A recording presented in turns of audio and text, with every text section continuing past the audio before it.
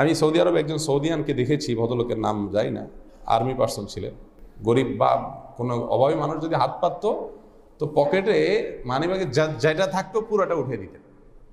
আমি বহুদিন দেখছি, একদিন দুদিন না।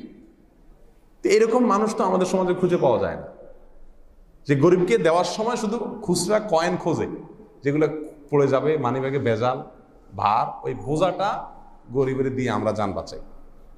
এইটা দিয়ে আপনি আপনার মালিককে আপনি জান্নাত কিনবেন খুচরা পয়সা দিয়া? কত ছোট লোকই আপনি জান্নাত কিনবেন খুচরা পয়সা দিয়া?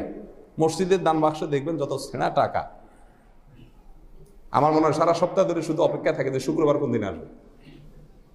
দুনিয়ার মোহের একটা আলামতের কথা বলি আপনাদের, মানে ভেতরে দুনিয়া যে আষ্টে পৃষ্ঠে ক্যান্সার যেরকম আমাদের চতুর্পাশ থেকে অ্যাটাক করে, ভেতরটাকে পুরো দুনিয়া অ্যাটাক করে ফেলে, তার একটা আলামত হলো বেশিরভাগ মানুষের মধ্যে এই প্রবণতা আছে।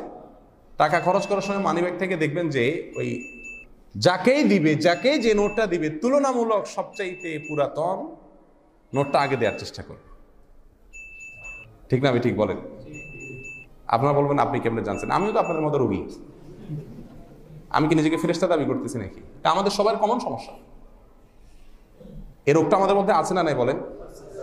মানিব্যাগতে আপনার 10টা 10 টাকার নোট আছে, আপনি রিক্সাওয়ালাকে 20 টাকা ভাড়া দিবেন, চিটাং রোড থেকে আসছেন, সবচেয়ে টাটকাটা বাইসে দেন না সবচেয়ে পুরানটা বাইসে দেন? আচ্ছা, সবচেয়ে টাটকাটাকে আপনার কাছে থাকবে পকেটে, ওইটাও তো চলেই যাবে।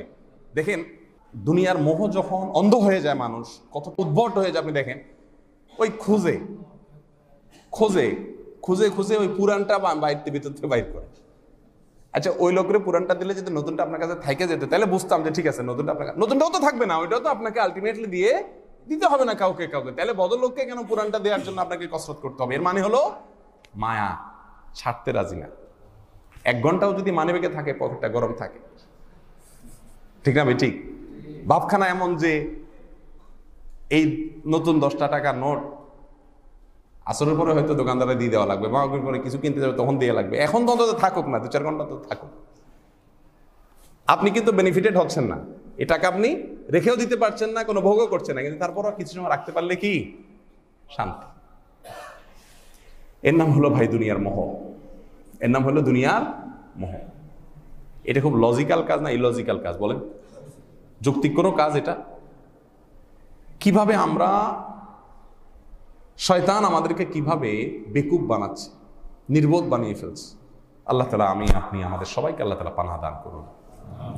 এই জন্য ইমানদারদের, আল্লাহর প্রিয় বান্দাদের, রহমানের বান্দাদের একটা বড় বৈশিষ্ট্য হলো তারা যখন ব্যয় করে, ওয়াল্লাযীনা ইযা আনফাকু, যারা ব্যয় করে যখন, লাম ইউসরিফু, অপচয় করে না, ওয়া লাম ইয়াকতুরু, কৃপণতাও করে না।